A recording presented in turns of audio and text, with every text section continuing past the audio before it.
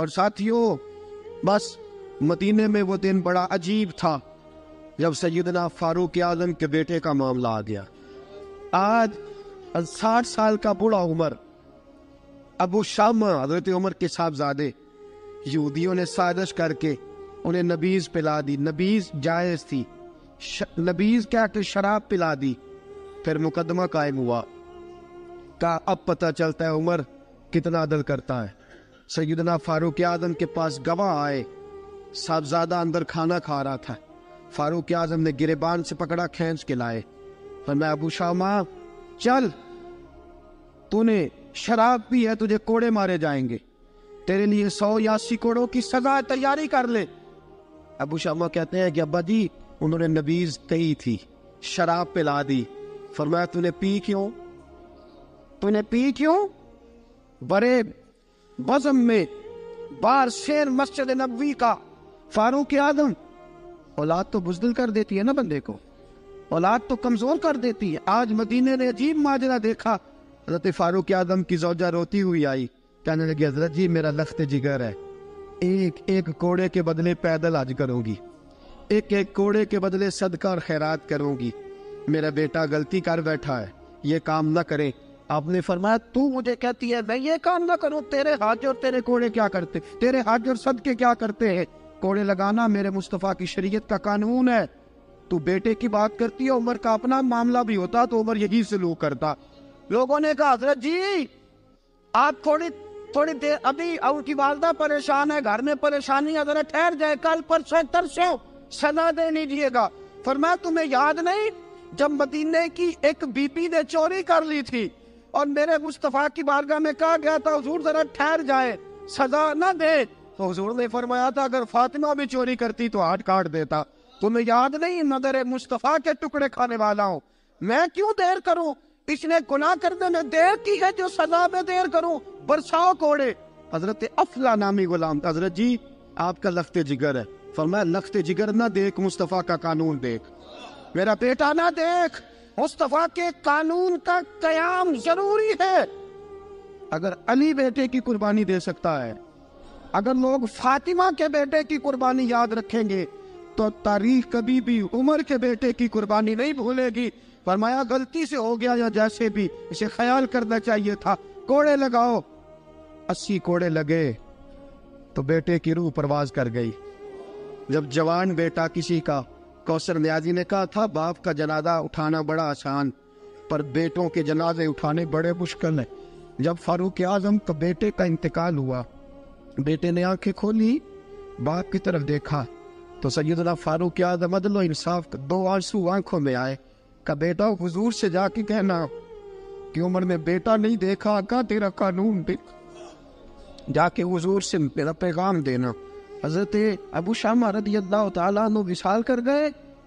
تاریخ کیسے کیسے منظر ازالت الخلفاء شاہ ولی اللہ کی بطور والا پیش کر رہا ہوں۔ حضرت ابو شامہ کا وصال ہو گیا، 20 کوڑے باقی تھے۔ لوگوں نے حضرت جی آپ کیا کرنا ہے؟ فرمایا اس کا جنازہ پڑھو، اسے قبر میں دفن کرو، باقی 20 کوڑے اس کی قبر پہ مارو، اس کی قبر پہ 20 کوڑے مارو۔ کا حضرت جی ایسا بھی ہوتا ہے؟ فرمایا اس لیے ایسا ہوتا ہے کہ یہ میرے مصطفیٰ کا قانون ہے، میری اولاد کا معاملہ ہے تو میں درگزر کروں۔ فرمایا مارو کوڑے۔ حضرت سیدنا حذیفہ بن یمان فرماتے فاروق اعظم بیٹے کی قبر پہ کھڑے تھے، داڑھی آنسوؤں سے بھری ہوئی تھی۔ میں دوڑا ہوا آیا، میں نے کہا عمر نہ رو، آج خواب رات تیرے بیٹے کا جنازہ تھا، جنازہ پڑھ کے سویا ہوں تو خواب میں مجھے رسول پاک کی زیارت نصیب ہوئی ہے۔ نبی پاک خواب میں تھے تو 2 سبز حلے تیرے بیٹے کو پہنا رکھے تھے اور رسول پاک کی بغل میں کھڑا تھا۔ حضور نے فرمایا عمر کو جا کے کہنا کہ تو نے بیٹا پاک کر کے بھیجا تھا، اللہ نے جنت کے سارے دروازے کھول دیے ہیں۔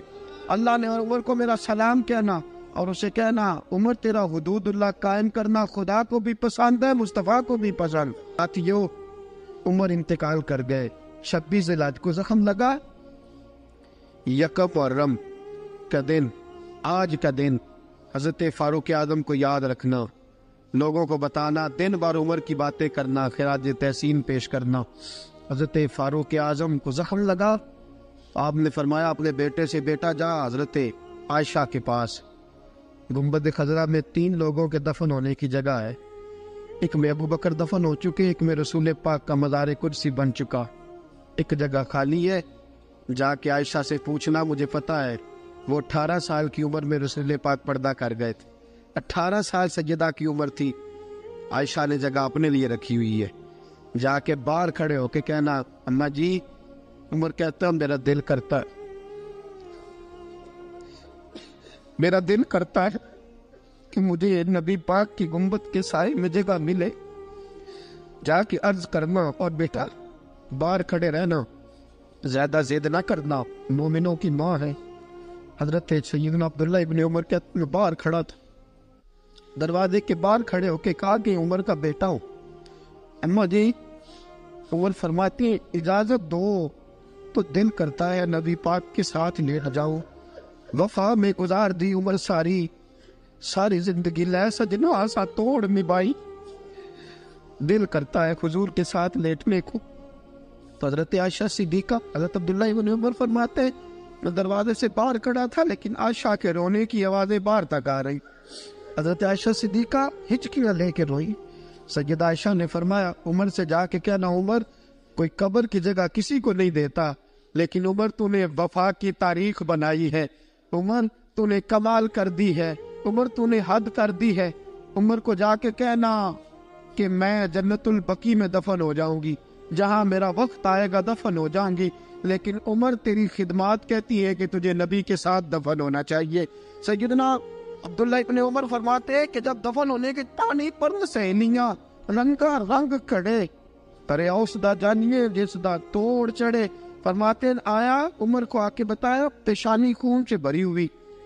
عمر نے سجدے میں رکھ دی, رو کے کہا آج میری توڑ نبھ گئی ہے.